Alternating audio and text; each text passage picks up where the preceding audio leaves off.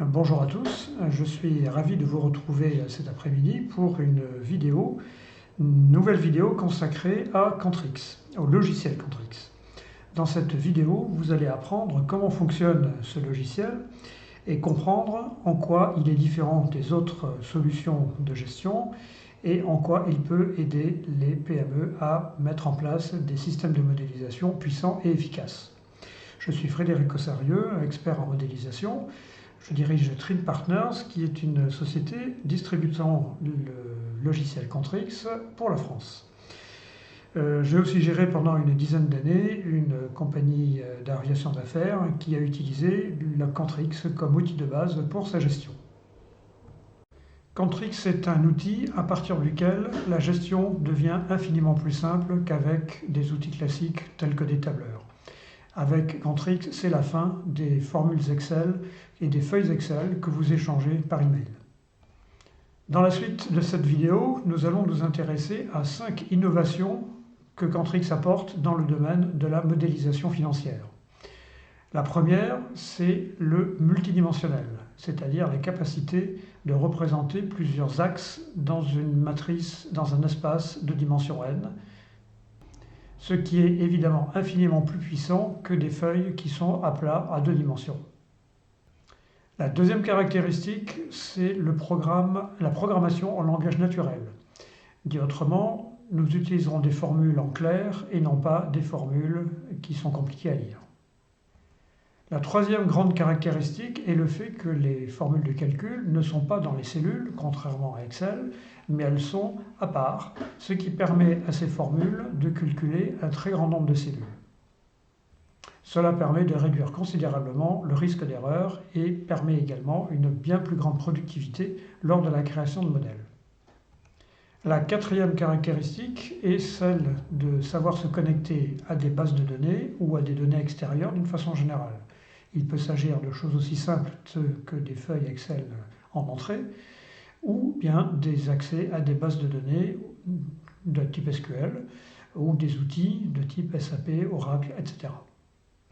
Enfin, une grande force de cet outil est sa capacité de faire une simulation dynamique sur un écran en manipulant des curseurs virtuels et en voyant tout de suite les résultats sur les grandeurs que l'on cherche à appréhender.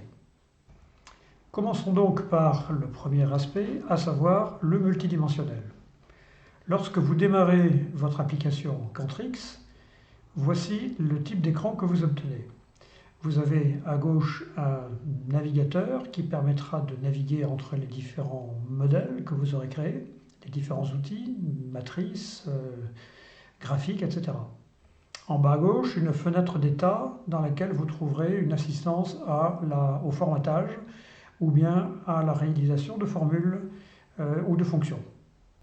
En haut à droite se trouve la partie principale de l'écran où va se trouver les données et les formules, ou le résultat plutôt des calculs des formules.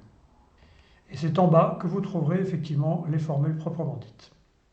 Mais regardons d'abord l'aspect multidimensionnel. Vous voyez ici une étiquette B et ici une étiquette A. Eh bien A et B sont des axes que l'on appelle dans le langage Quantrix des dimensions.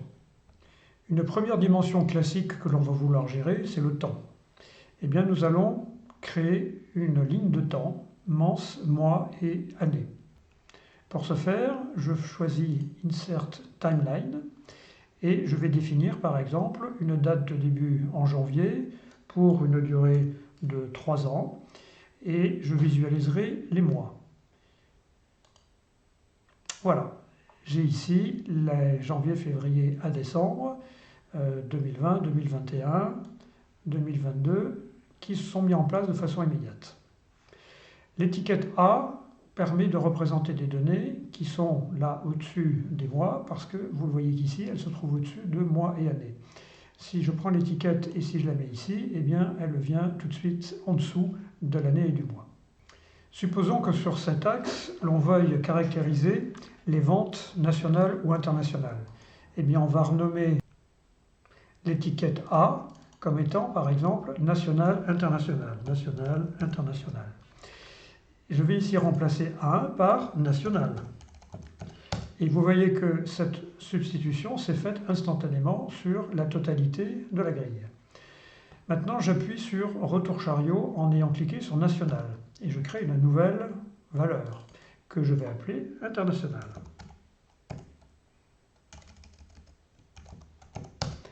Et voilà, International est apparu ici mois par mois. Supposons que l'on s'intéresse à quelques indicateurs clés, par exemple chiffre d'affaires, par exemple marge, par exemple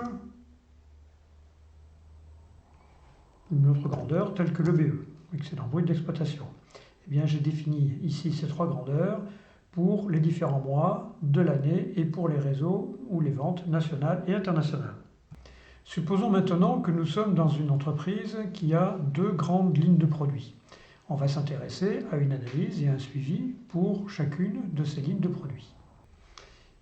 Eh bien, nous allons insérer une nouvelle catégorie. Je fais Insert catégorie, catégorie ici qui s'appelle E par défaut, et je vais l'appeler ligne produit. Ici, la ligne de produit apparaît en E1, donc je vais l'appeler ligne 1. Et de la même façon tout à l'heure, je crée la ligne 2. Vous voyez, instantanément, ceci est apparu sur la totalité du modèle. Eh bien, à partir de cela, il est possible de représenter les données dans l'ordre dans lequel on le souhaite. Ici, par exemple, j'ai national, international, puis ligne de produit 1 et 2. Je peux manipuler l'étiquette que vous voyez ici à droite, et instantanément, je fais une classification d'abord par ligne de produit et ensuite en national, international. Autre façon de faire, si je veux regarder par ligne de produit les résultats financiers, eh bien je prends l'étiquette ligne de produit, je la dispose ici, et là j'ai le chiffre d'affaires, la marge, le BE, par ligne 1 et par ligne 2. Supposons maintenant que je veuille zoomer sur le national, eh bien je prends l'étiquette national, international, je la positionne en haut de l'écran, et je garde ici dans un menu déroulant soit le national, soit l'international. Si je veux zoomer sur une ligne de produit particulière, je remonte également l'indicateur, l'étiquette en haut de l'écran. Et si maintenant je veux zoomer sur une année particulière, eh bien je choisis par exemple l'année 2020. Donc vous voyez que j'ai réduit mes données en apparence à un tableau très simple, mais ce n'est qu'une vision partielle de la matrice qui, sinon, a été conservée dans sa totalité. Pour déplier la matrice, il suffit que je remette les étiquettes à leur place, ligne de produit par ligne de produit, national, international, ici par exemple, et j'ai redéplié toute la matrice qui maintenant est visible sur toute la période. Nous allons maintenant nous intéresser à la programmation proprement dite. Je vais commencer par faire apparaître un indicateur de cellules qui, avec un petit triangle vert, indique qu'il n'y a pas de données et qu'elles peuvent être rentrées à la main, contrairement aux données qui sont calculées par une formule de calcul. Supposons que je veuille initialiser le modèle avec une donnée de chiffre d'affaires pour la ligne de produit numéro 1 sur le marché national pour janvier 2020. Je peux rentrer la valeur 100 à la main ou, pour exemple, je peux rentrer une formule qui dit que pour la ligne 1, le chiffre d'affaires de janvier 2020 en national est de 100, ce que vous voyez donc apparaître ici. Supposons maintenant que l'on souhaite propager cette valeur de 100 de chiffre d'affaires sur tous les mois de l'année. Alors une façon simple serait de rentrer à la main la valeur sur tous les mois de l'année. Une autre façon de faire, que je vous montre sur la formule numéro 2 ici, est de dire que le chiffre d'affaires pour la ligne de produit numéro 1 de ce mois-ci, c'est celle du mois précédent, sauf évidemment celle du premier mois de janvier 2020, qui est naturellement son mois antérieur. Donc vous voyez le résultat, la valeur 100 a été rajoutée pour le national, pour les différents mois de l'année. Si je tape une valeur à la main ici en international, par exemple 50, eh bien la valeur se propage automatiquement sur les autres cellules des différents mois à droite de la valeur que je viens de rentrer du mois de janvier. Supposons que la ligne de produit numéro 2 soit 2 fois la ligne de produit numéro 1. Eh bien, pour faire extrêmement simple, je vais dire que ligne numéro 2 est égale à ligne numéro 1 multiplié par 2. Et voilà, ceci a renseigné la totalité de la ligne où on voit le 100 est devenu un 200 et le 50 est devenu un 100. Ceci étant, c'était uniquement pour le chiffre d'affaires que ça m'intéressait. Donc je vais rectifier la formule ici. Je vais mettre pour le chiffre d'affaires, ligne 2 égale ligne 1 multiplié par 2. Et vous voyez que ça se limite donc maintenant à chiffre d'affaires sans tenir compte ou sans influencer les lignes marge et EBE. Supposons que dans la société, la marge soit de 20% du chiffre d'affaires.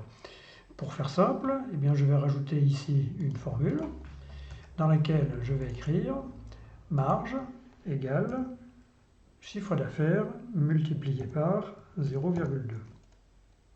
Et instantanément, l'ensemble des cellules des différents mois et des différentes années auront été renseignées. Pour complexifier un peu, supposons que l'on ait une croissance des ventes de, mettons, 2% par mois. Eh bien, je reprends la formule qui est ici, eh bien, je vais la modifier en mettant ici multiplié par 1,02 et automatiquement, on voit apparaître des valeurs qui s'incrémentent de mois en mois de 2% suite au calcul que je viens d'indiquer. Voilà, je règle l'affichage de façon à ce qu'il reste lisible.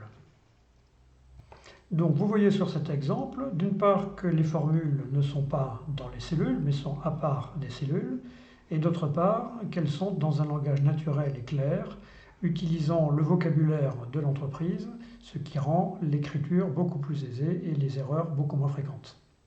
Alors regardons les statistiques de ce que nous venons de faire comme exemple. Je prends ici les statistiques du modèle. Eh bien, nous avons pour l'instant établi une seule matrice avec 5 catégories.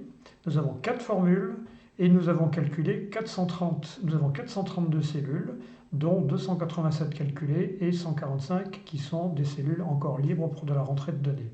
Vous voyez le rapport, 4 formules, 400 cellules de calculées. C'est ce rapport de 1 à 100 qui fait toute la force de l'outil et qui permet d'aller beaucoup plus vite qu'avec un outil classique pour réaliser une modélisation. Nous allons maintenant nous intéresser à une autre fonction du logiciel qui est sa capacité à importer des données depuis un fichier plat ou depuis une base SQL. Pour la simplicité de la démonstration, nous allons importer dans les minutes qui viennent un fichier tout simple, un fichier plat. Je prends donc ici un fichier qui est extrait d'une base de données qui représente des ventes. Nous avons ici des dates, des numéros de facture, une business unit à laquelle s'applique cette vente, le segment de marché correspondant, le nombre d'unités qui ont été vendues, le nom du client, le type de produit et le prix auquel le produit aura été vendu. Nous allons regarder comment l'importation peut se faire. Pour cela, nous allons dans le menu de données, data, importer des données et vous voyez que l'on peut choisir la provenance, une base de données, une autre matrice, une importation directe depuis Salesforce, un fichier plat, un fichier XML. Dans le cas présent, nous allons prendre un fichier plat pour plus de simplicité. Ici, un nouveau menu s'ouvre dans lequel je vais choisir le fichier que je viens de vous montrer et que nous allons importer. Il est sélectionné. Ici, nous allons définir le codage utilisé pour le texte et indiquer la façon dont les données sont encapsulées. Vous voyez ici apparaître un preview des données avec le type de données qui a été repéré, du texte ou une date ou un monde entier. On clique sur OK et on voit apparaître un nouvel écran qui est celui-ci. On dispose à cet instant d'une page blanche qui permettra de faire le cumul des données et à gauche de la liste des champs qui sont apparus dans la base de données. Prenons l'année par exemple. Supposons que l'on veuille faire une agrégation des ventes par mois, par année, suivant les marchés et suivant le type de produit. Je prends ici l'étiquette année et je viens la positionner ici sur la droite. Je vais formater correctement l'année en indiquant que c'est un entier sans décimale et je vois apparaître ici les 3 années 2018, 2019, 2020 correspondant au contenu des enregistrements de la base de données. Je prélève maintenant l'étiquette mois que je viens positionner ici et je vois apparaître les 12 mois de l'année qui sont extraits de la base. Supposons maintenant que l'on s'intéresse aux différents marchés que l'on va mettre en regard du reste de la matrice. Je prends l'étiquette marché et je la positionne en bas. Et bien maintenant, je vois que j'ai le segment 1 qui apparaît dans la base de données que nous avons vue tout à l'heure, Les enregistrements sont tous, vous le voyez ici, sur le segment 1. Si le segment 2 était présent, eh bien, on aurait vu apparaître également le segment 2. Interrogeons-nous maintenant sur le type de produit. Vous avez ici dans la colonne I, ici des exemples qui sont basés sur des vélos, vélo de ville homme, électrique, vélo de ville femme, etc. Eh bien, si on prend également ici le type de produit, de la même façon on le positionne en bas, eh bien, on voit apparaître tout de suite les rubriques vélo, ville, homme, électrique, femme, réparation de vélo, etc. correspondant aux enregistrements de la base de données. Enfin, supposons que l'on veuille faire la somme des ventes par type de produit sur ce segment pour chaque mois de chaque année. Eh bien, je prends ici l'indicateur nombre, l'étiquette nombre, et je viens la positionner sur le milieu du tableau. Et automatiquement, la sommation est effectuée et le nombre de produits vendus par mois apparaît à l'écran. Après avoir réajusté la taille de chaque colonne, le tableau est un peu plus facile à lire et vous voyez la sommation qui s'est faite à partir de la base de données. Une fois que les données sont importées en multidimensionnel de cette façon, eh bien, il est possible de coupler l'importation de données dimension par dimension avec une autre matrice. Pour terminer, nous allons nous intéresser à la capacité graphique de l'outil et de simulation interactive visuelle. Prenons cette matrice que nous avons faite tout à l'heure. Nous allons commencer par en faire une copie en insérant une nouvelle vue de cette table, Table View, qui apparaît maintenant ici. On va l'appeler par exemple vue essai. Sur cette matrice, imaginons que je ne m'intéresse pas à l'EBE, donc je vais masquer cette partie-là. Je ne m'intéresse pas à la marge, je vais le masquer et je m'intéresse uniquement ici à la ligne 1. Donc je vais prendre la ligne de produit, la représenter en haut et dire que je ne m'intéresse qu'à la ligne 1 qui est ici. Et supposons que je ne m'intéresse qu'à l'international et non pas au national. Voilà, j'ai maintenant réduit la visibilité de ma matrice. À partir de cette matrice, j'ai ici cliqué sur l'icône graphique et nous obtenons immédiatement une représentation sous forme de bar graphe de la grandeur mesurée. Ici, par exemple, en rouge, le chiffre d'affaires, et vous avez ici le montant en unités, ou en euros, et vous avez les mois et les années qui apparaissent sur le dessous des graphiques. À partir de là, il est possible de créer une représentation de synthèse, que l'on appelle un canevas, où je vais aller chercher, par exemple, la vue de la matrice qui m'intéresse. Là, je la représente ici, et je vais la représenter le graphique qui m'intéresse. Je prends mon graphique, qui s'appelle Chart1, et je le représente en venant cliquer ici sur ce champ. Vous voyez, je mets ici en regard une représentation des données et du graphique. Vous voyez qu'ici, une grandeur est restée variable, c'est la valeur que j'avais rentrée sur le mois de janvier. Eh bien, je vais attacher ici un curseur variable sur cette donnée. Donc, je vais choisir ici un outil qui est un curseur que je viens positionner ici et que je vais rattacher à cette cellule. Voilà, j'ai un curseur dont la valeur peut varier entre 0 et 100. Et bien maintenant, si je fais varier mon curseur, je vois immédiatement les valeurs dans la matrice qui évoluent et les données représentées graphiquement en dessous qui évoluent également. Regardez en effet, si je modifie le curseur, je vois immédiatement toutes les données dans la matrice qui évoluent, mais également toute la représentation graphique. C'est une illustration évidemment très simple, mais qui montre la capacité que l'on a de représenter visuellement des données et de jouer sur des paramètres de façon interactive. Je terminerai par un exemple d'un tableau de bord ou d'un cadran. Je choisis ici un cadran que je place à cet endroit et je suppose par exemple que je m'intéresse tout particulièrement à la valeur du mois de juin 2021. Je couple ces éléments et je vois ainsi apparaître de façon graphique la valeur représentée par cette cellule. Si maintenant j'agis sur mon curseur, eh bien je vais voir la valeur évoluer. Voilà, j'espère que cette vidéo vous aura intéressé. Je vous remercie pour votre attention et je vous dis à bientôt.